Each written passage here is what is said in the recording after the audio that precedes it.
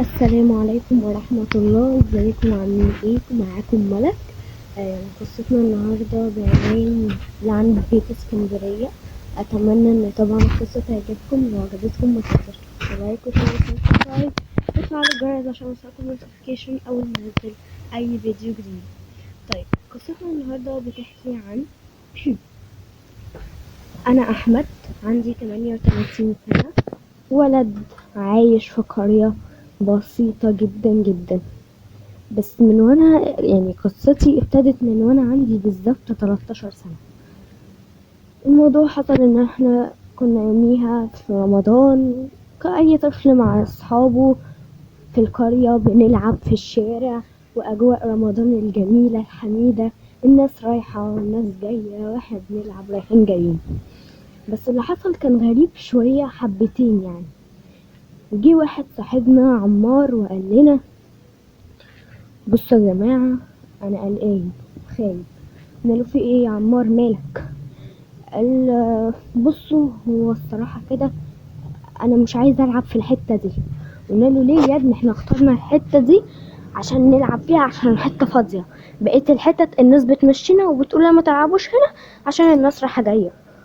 قلنا: بصوا انا هحكي لكم. قلنا له: احكي. ساعتها انا كنت جديد هناك في القرية، كنا لسه هنعيش هناك، عشنا، ايوه رحنا هناك بس ما كانش بقالنا 3-4 شهور ساكنين جالنا وقال لنا: بصوا بقى، بابا وماما بيقولوا لي ما تلعبش في الحتة دي، عشان الحتة دي بيقولوا ان البيت ده مسكون والعياذ بالله بالجن. اصل كان في واحد، تمام، عايش لوحده وكان بيدعي على نفسه السمود. ما نعرفش ليه، بس ده اللي كان بيدعيه على نفسه، وكان بيخلي اي حد يشوفه يقول له كده. المهم، الراجل ده مات بنهاية مأساوية جدا وبشعة كمان. هو الصراحة كده بابا وماما مرضيش يقولوا لي هو مات ازاي، قالوا لي انت لسه صغير بلاش نقولك دلوقتي. وقالوا ان هما بس هما اللي فهموهولي، او اللي انا فهمته انه مات بأبشع طريقة في الكون كله.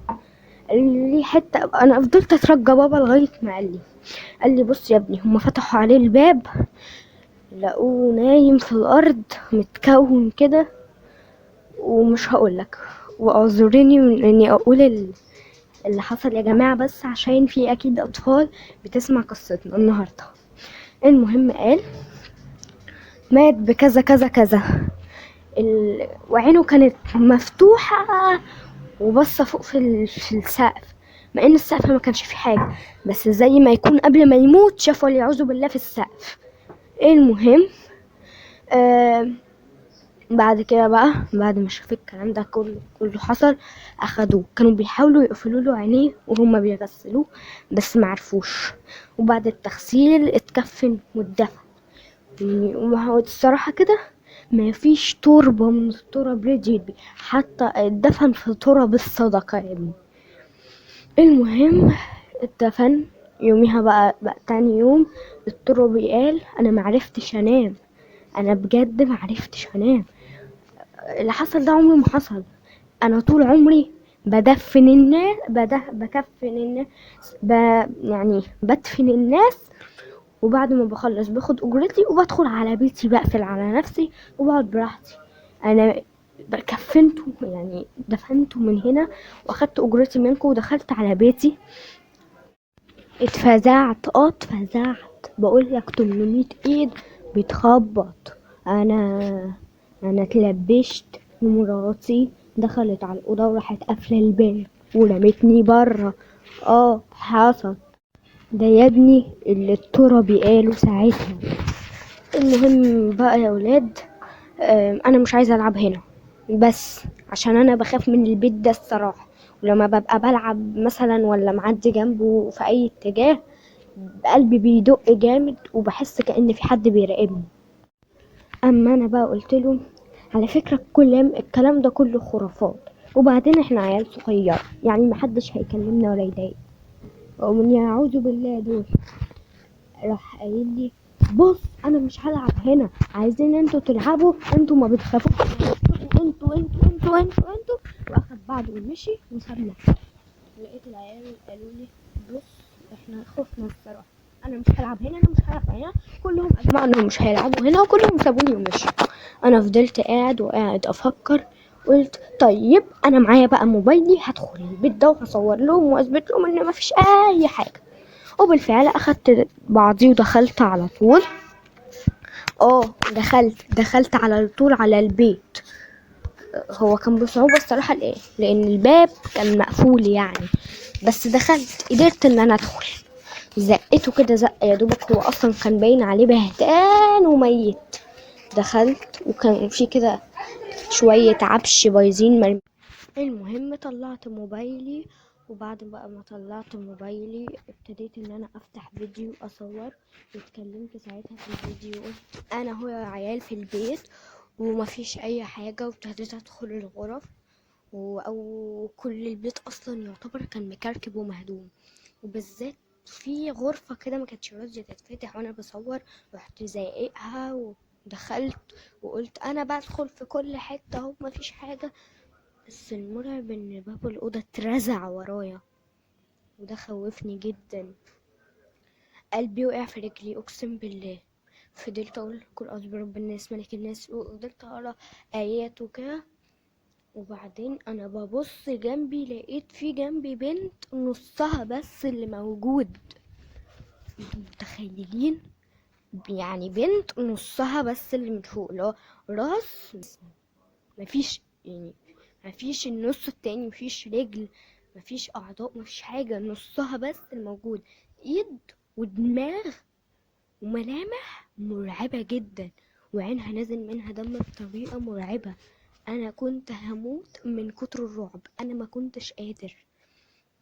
المهم قعدت اصرخ وربنا انعم عليا وفقدت الوعي. وبعد بقى ما فقت قلت الحمد لله انا فين، وابص لقيت نفسي في نفس مكاني.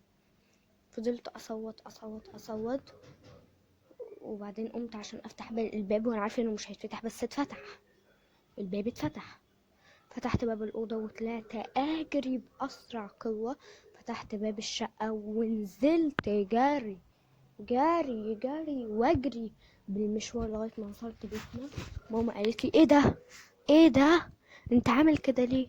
ببص على نفسي لقيت في بقع دم كتير جدا على هدومي. وماما خدتني جري على الدكتور، بس لما كشف عليا قال ان انا ما فيش ولا اصابه، وان الدم ده كمان مش بتاعي. امال الدم ده بتاع مين؟ عدى 3 ايام بالظبط وصحابي قالوا لي احنا مش حذرناك، جولي يعني البيت وقالوا لي احنا مش حذرناك. قلت لهم انا ما كنتش اعرف حاجه، انا كنت عايز بس ان انا اثبت لكم. واخدت موبايلي قلت فين موبايلي يا ماما؟ قالت لي خد اهو، انت لسه تعبان حتى، بس امسك خد. ادتني التليفون، فتحت الكاميرا، بس اللي ظهر كان حاجه غريبه جدا. طول ما انا بصور كان في راجل طويل القامه ورايا لازم ماشي ورايا قدامي جنبي في كل حته انا بروحها هو معايا. انتوا ما تتخيلوش انا اترعبت قد ايه. كل العيال اتصدموا وقالوا اعوذ بالله. اللي قال اعوذ بالله واللي قال سلام قوم من رب رحيم. كلنا اترعبنا، حتى انا قلت المخلوق ده ما كانش معايا، انا ما شفتش حاجه زي كده.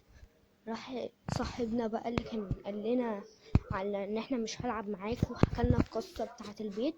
هنا بصوا، هو في معلومه انا كنت ناسي ان انا اقولها لكم. كان بياخد العيال ويستدرجهم ويعمل عليهم قرابين. لقيتني بقول له يعني ايه قرابين؟ قال قرابين يعني ياخدهم ويقتلهم ويقدمهم يعني كقربان، يعني يقدمهم للجن عشان يقدر يرضيه والجن يقدر يعمل له كل اللي هو عايزه. انا كنت مصدوم، انا مش عارف. كنت بقول له يعني انا كان ممكن اموت؟ قال لي بص، هو المفروض ان الراجل ده اكيد عمل حاجه غلط، يا اما ما قدمش قربان للجن فقتله، يا اما عمل اي حاجه تانية غلط فالجن قتله. انا اللي اعرفه ان هو الراجل ده المفروض انه مات. اللي اعرفه ازاي يعني ميت، ازاي هيمسكك ويقدمك كقربان؟ اكيد لا. او مش عارف، ما انا مش عارفه اقول لك. انت اتخذت كده وظاهر وراك في الكاميرا، والبنت اللي ظاهره دي من ضمن القرابين اللي من ضمن العيال اللي اتقتلوا في البيت ده، انا لقيتني بقول له يا نهار اسود، يعني انا كان ممكن يقدمني قربان. قال لي بص انا مش عارف اقول لك لا لا، بس هو انت يا اما كنت هتتقدم يا اما هو سابك، بس يعني سابك بدماغه، هو كان ممكن ياخدك ويقتلك او اللي في البيت يقتلوك. قلت له مين اللي في البيت؟ لقيت العيال كلهم مين اللي في البيت؟ أيوة. اصل على حسب ما اعرف ان لما بتبقى الروح، لما مثلا بني ادم بيتقتل في مكان وهو القتلة دي مثلا بيتقتل قتل، هو بيتاخد جثمان وبيتدفن وروحه بتطلع عند ربه. بس كان اللي كان ممكن تدمرك.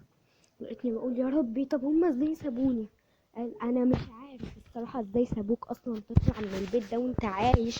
انا مش عارف، بس انا اللي اعرفه ان انت الحظ ضحك لك وربنا بيحبك. لقيتني بقول لهم طب احنا هنعمل ايه دلوقتي؟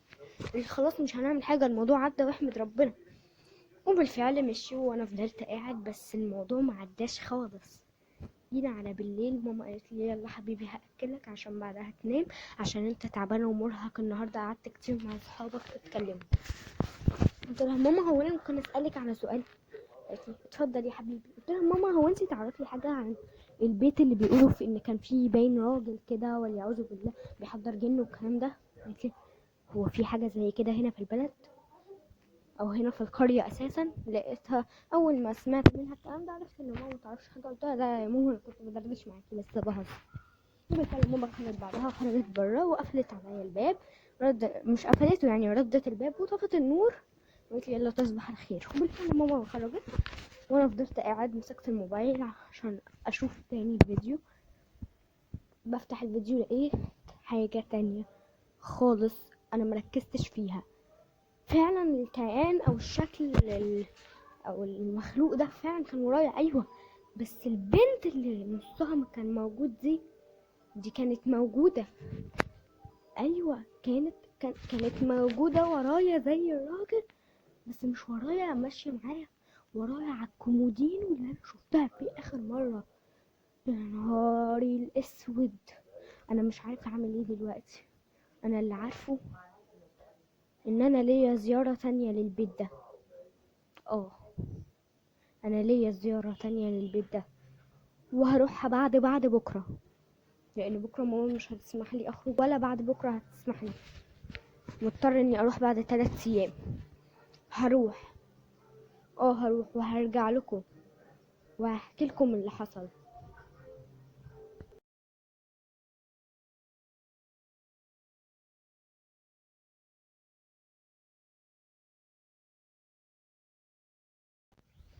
وراح بالفعل راح ورجع لكم دلوقتي. انا رحت، بس اللي حصل انا مش عارفه احكي حاجه، مش عارفه احكي لامي، مش عارفه احكي لاصحابي، مش عارفه احكي لابويا، مش عارفه احكي. انا اتكتفت. اللي حصل ان انا رحت البيت ولوحدي. بس الصراحه لا مش هكذب عليكم، انا كنت واخد معايا 2 اللي حكى القصه، اللي حكى لنا اللي حصل في البيت، وواحد تاني اسمه عبد الله. ورحنا، اول حاجه حصلت ما كانش في اي حاجه، واول مجرد ما دخلنا عبد الله اتسحب كأن في هواء اخده مننا، اخده في اوضه من ضمن الاوض ورزع الباب. وسمعنا صوته وهو بيصرخ. كان بيصرخ بقى شد حاجه عنده بقى، شد صرخه. قدرنا ان احنا بالفعل نفتح الباب ودخلنا عليه. شكله كان مرعب قوي قوي. بقه كان على الاخر مفتوح وعينه كانت كأنك جبت سكينتين ورزعتهم وفقعتها. كان ميت بطريقة أبشع من أبشع موتة. أخدت أخدته معايا الواد وطلعنا نجري عشان نفتح الباب، بس للأسف كان مقفول وكان فات الأوان، لأنه كمان صاحبي حاجة من ورا. البنت دي جت من ورا قطعت رجله، البنت اللي هي نصها دي جت وقطعت رجل صاحبي. كانت عمالة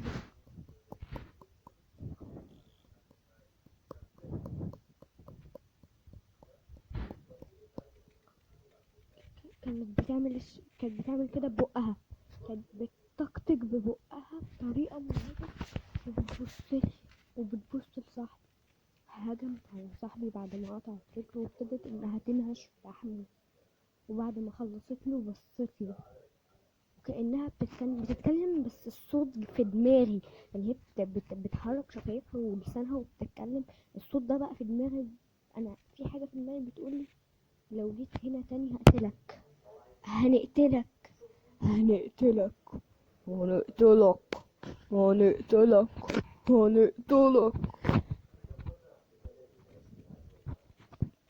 وخرجت من البيت، ودي كانت قصة النهاردة.